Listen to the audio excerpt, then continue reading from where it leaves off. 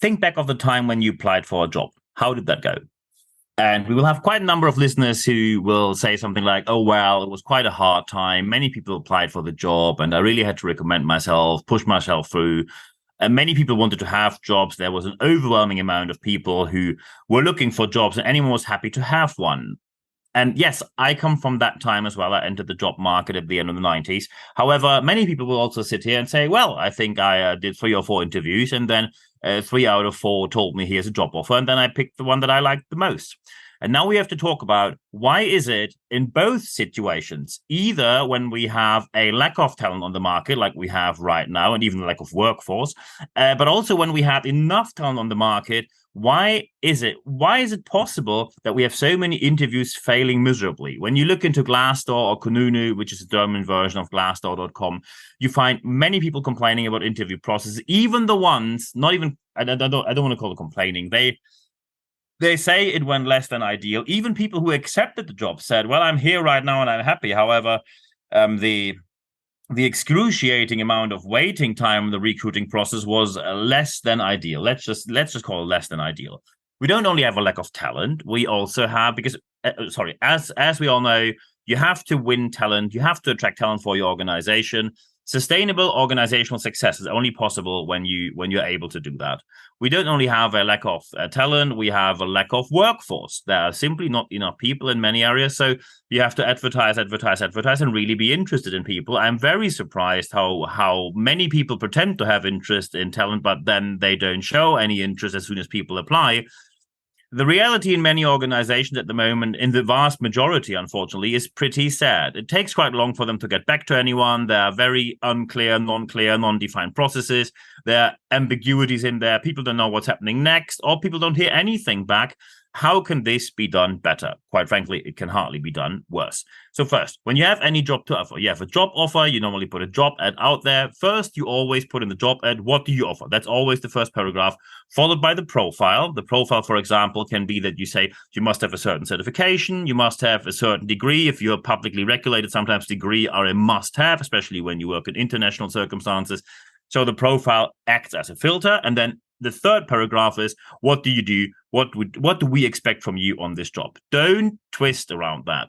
Because many people say, oh, first, we're going to give you, that's your task, then the profile, and then there are 2.5 aspects of what we offer. That's back in the past. Today, you say, we offer your profile, your task. That's how it works. When you have a certain website or a portal or some kind of website where people have to apply, when people apply by an online form, that's perfectly fine until only when the questions you ask are not too many and not too long. People are happy to answer 3 questions. So, for example, when you say, "Are you allowed, for example, to operate a crane?" Yes, no. When you hear a no there, you can cut the process off right there, because you don't want to talk to people who probably, when you're looking for crane operators, you need someone who has the certification for that. So you can ask easily 3 questions, contact data included, and then you get into the interview where you talk to you or email to people and then invite them. 5 questions is still okay. When you do much more, and often this is my favorite premium excuse. Oh yeah, we have a recruiting software and we have 44 different aspects we define, and we need to have this in our software. Must be in the software. Can only be done via the software, because the software and the software because of software. I'm a recruiter. I like software.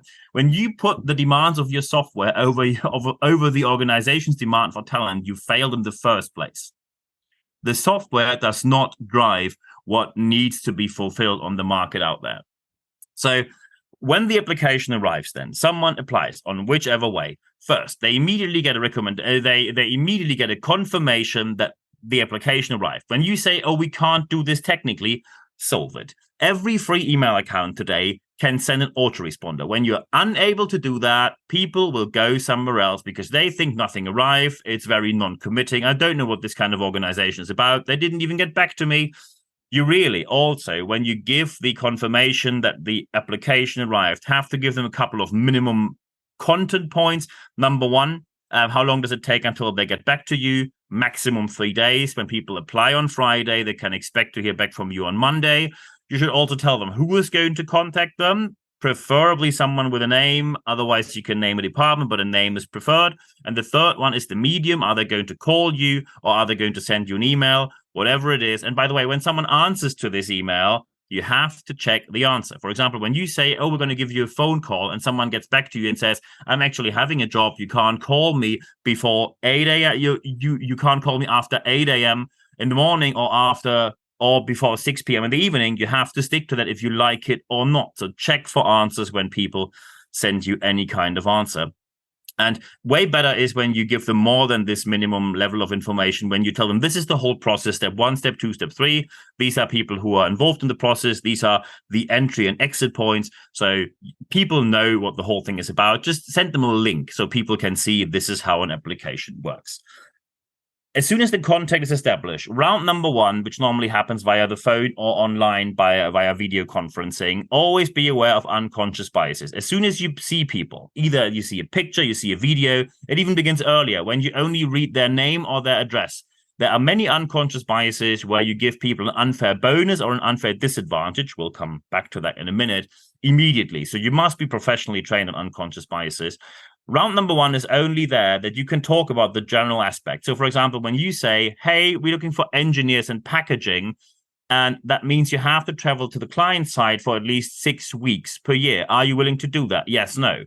Some people say, I'm not looking for a job which doesn't offer remote work. So you have to answer that question. Either it's about travel, it's about expenses, it's about how to handle them. It's about willing to travel internationally. It's about overnight stays. It's about remote work. It's about having IT devices given to you if you have to hand them back. It's about if you get a company car or not. There are many aspects that have to be clarified before you get to the content level where you actually talk about the skills of someone.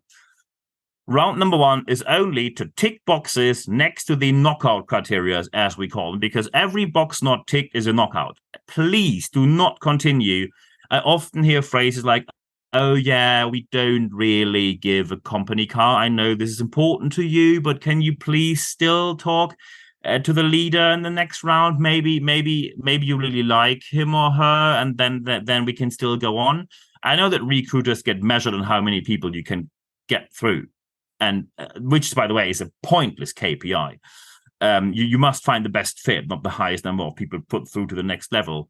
However, when you have anything crucial which doesn't tick the box either from your side towards the applicant or vice versa, just say a respectful no, thank you, and then that was it. And by the way, if you say no, you can say no within 3 days or less after the interview. Round number 1, when you can't immediately say what the result is, within 72 hours or less, you have to tell them yes or no. There is no standby, there is no waiting, there is no excuse. When round number 1 is okay, then round number 2 is all about the skills of that person. You have to talk about the skills. It's a pretty intense interview where people really get into depth of the knowledge and experience. There might be a couple of, I don't want to call it exam, but exam-like situations. If you ask people to work as some sort of test work, pay them to do that. If you don't do that, the good ones will walk away, and they have every right to do that. Work gets paid. Full stop. And when you say, oh, yeah, but there's a lot of admin in my country to do that. I know. I come from Germany. They invented pointless admin and pointless laws that actually make this admin obligatory. But it's a very simple fact. People who have skills know that. People who are talented know that. People who are in demand know that. And they don't want to be arrogant. However, asking them to work unpaid is an arrogance from your side that gets the right answer. And the right answer is thank you, no, thank you, see you soon, and then a negative review online. So any kind of work that you expect people to do on site is something you need to pay people for. When you simply ask for a demonstration online, most people will not ask for payment, and that's perfectly fine because they say either I'm spending 2 hours in an interview or I have 1 hour interview and 1 hour presentation. Fair enough. And that's perfectly fine. No one expects any payment for that. And by the way, there are the first companies on the market that even pay you for interviews because it's your time. And when you want to get the best talent, they have quite high expectations then. So they say no to a lot of people before, but as soon as you talk to them, you get paid from the very beginning. So that's what you're competing with right now. every round must, and by the way, when you now say, we have more than 2 rounds, you can have more than 2 rounds when you can give proper reason. And the reason is not, that project manager also wanted to have a say, and this person in IT also wanted to have a chat with them. I know that some people self-promote themselves. I know that some people have big egos and they like to be stroked with their egos. And I know that some people just like to be the center of attention. Nothing of that adds any value. These are people who want to say in the annual appraisal interview, look, I do recruiting here. I'm a crucial part of the interviewing process. It's nothing else than ego. Most jobs do not need more than 2 rounds. However, when you say we have a senior leadership job or an executive job, that of course needs more than 2 rounds, and then it means you pay people for additional rounds. End of story. Because most people will walk away if you don't. There you are. And every round, by the way, has to lead to more than an impression. And now people say, well, I am here for the impression. No, you're not. Not when you have proper recruiting in place. When you do recruiting based on impressions, you will fall for the unconscious biases that I mentioned before. The term for that is idiosyncrasy. Idiosyncratic bonus on mailers means either you give someone an unfair advantage or an unfair disadvantage. The unfair idiosyncrasy are aspects that do not follow any logic, but massively influence our decisions. The halo effect, which is the positive bonus, halo, when someone has a halo, you just take this one aspect. Where I just give you an example. Someone really doesn't perform in the interview when it comes to skills, but you say, it's someone who went to Oxford and then had a year with an MBA in Harvard, so we can't let them walk away. It's Oxford and Harvard. They must be good, even when they just failed miserably. That's the halo effect. When you don't have reliable data that you can base your decision on, you do the wrong decision deliberately. And halo effect is the unfair advantage, and the horns effect is the unfair disadvantage, which can even lead to making decisions based on, is their hair done the right way? Are they wearing a shirt and tie to the interview or a proper jacket? What about their shoes? What about their teeth? What about their skin? And often when you go by these criteria, you give disadvantages to 2 groups, women and minorities, especially to women who come from working class backgrounds and other minorities who come from working class backgrounds. So the already people who have the most disadvantages in life get even more disadvantages by you. And that means you must be, as I mentioned before, professionally trained on unconscious bias. And by the way, the 49 euros, dollars, pound online course is not going to make the cut. You need professional training with a trainer on site who has experience with that. I know it's pricey, or no, it's not pricey. It's an invest that is probably beyond the couple of €100 you now think of, or pound. However, it's worth that you make better decisions. All your decisions must be based on data, not impressions or assumptions or any kind of made up fake facts. After round number 2, which in most cases is sufficient, there is a very quick decision. Again, within 3 days, you can give them feedback. And by the way, when you say yes and you can want to seal the deal, do it digitally. When I hear that companies are still sending out paper-based contracts, which can easily go the following. You're on a country where you say, it's now Wednesday afternoon, so I'm going to send out the contract. By the way, Thursday is a public holiday here. So on Friday, no one really picks up the mail. Saturday, Sunday, nothing's happening in the post office anyway. So the mail really leaves on Monday and probably arrives with you Tuesday, Wednesday. And then you have to send it all back. So it takes 2 weeks for a paper to go back and forth. Anyone in between who offers a digital contract will get that talent. Make your contracts and make your processes as digital as possible. That does not mean that no humans take part. That is not the message here, but make it digital because that is what counts. That is what works. That is how modern recruiting works. There are a couple of general rules here as well. First, you stay in constant contact. Sometimes things go wrong and then you stay in contact. I know it can be a lot of work when you have 5 or 6 candidates in the pipeline to call all 5 or 6 of them, but you have to do that. Second, nothing can rely on a person, like one person. So when you say, the second round of interviewing, we now have to do a break in interviewing for 2 weeks because that person is on paid holiday, so annual leave. And after these 2 weeks, we get back to you how the calendars look like. So maybe in 3 or 4 weeks, we talk again. No No project would ever rely on one person in your company. No product you have would ever rely on company. Why does recruiting often rely on one person being the only one doing that? And I'm not talking about the 5-person company. You know what I'm talking about. There are many organizations who simply rely on too few people.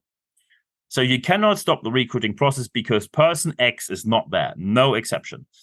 Third, stop to deliver excuses, because when you put excuses in the round, you deserve to get the worst people on board. I often hear people who simply blame the applicants. So rule of thumb, no, general rule, ground rule, actually. It's never their fault. I know there are some lunatic people out there. However, the vast majority of people are reasonable and they do not belong to the group of unreasonable people. And when I hear leaders, and that happened quite a few times in the recent past, where people said something like, and I quote word by word, this is a word by word quotation. I wish the economy dips by 50% so people get a bit more engaged in the recruiting process and a bit less arrogant and demanding.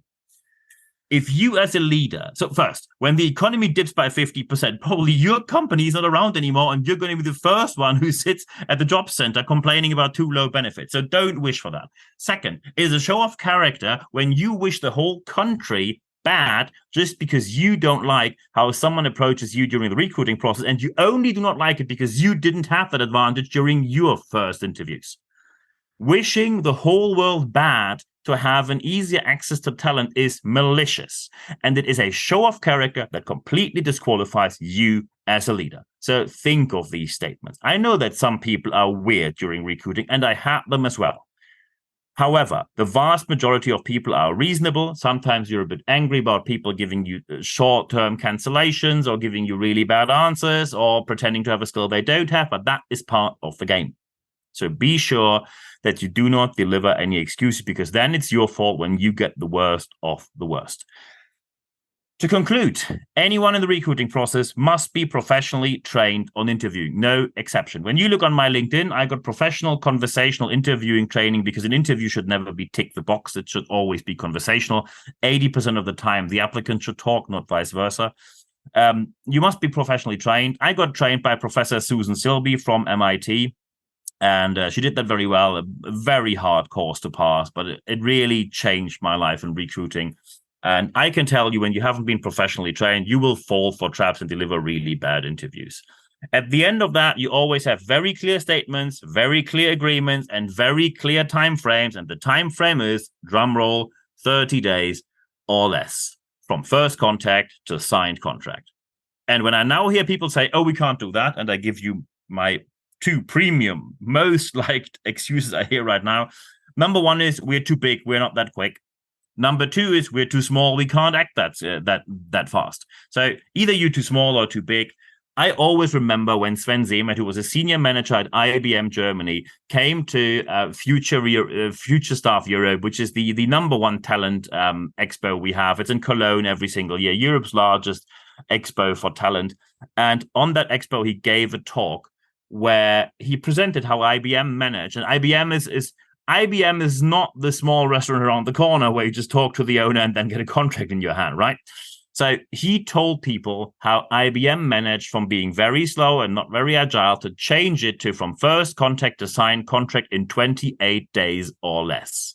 It is possible, and it's your job to make it happen. And when you make it happen, you will get way better talent than you got before. And for that, I wish you all the best. And of course, some people will now say, well, I probably have about 243 ideas I'd like to discuss. Happy to do that. Just drop me an email, nb@nb-networks.com, and we just can have a chat, or a chat via email, have a Zoom meeting, whatever you like. And if you have something very specific, you need someone for training, workshops, or a speaker or a coach, just drop me an email as well, and we take it from there. I will put the email address, nb@nb-networks.com, in the show notes of this podcast, and I put my link in there as well.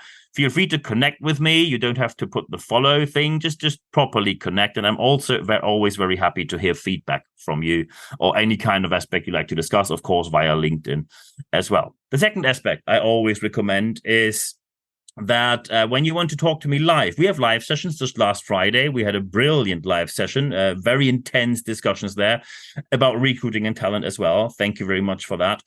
And when you like to be part of that and with the next live session. For everyone listening to this podcast and for people who are registered with our leadership letter, when you go to expert.nb-networks.com, you can register your email address there. You only receive one email, a very short one, every Wednesday morning. It's 100% content at free guarantee. And then you see where the live sessions are and how you can access them. And then we see you live, and then we can talk about anything you like. It's bilingual, so when you are German, you prefer to speak German, I can do that. English as well. I speak very basic French, very basic Spanish. Won't be good enough to have a discussion about recruiting on that in French or Spanish. But English and German is available. Happy to chat with you. Expert.nb-networks.com. I also put that in the show notes of this podcast. The third recommendation I have, however, is the most important one. Apply what you heard in this podcast, because only when you apply what you heard, you will see the positive change in your organization that you obviously want to have. I wish you all the best for that. Always happy to help. Contact me anytime. And for the rest of this week, there's only one thing left for me to say. Thank you very much for your time.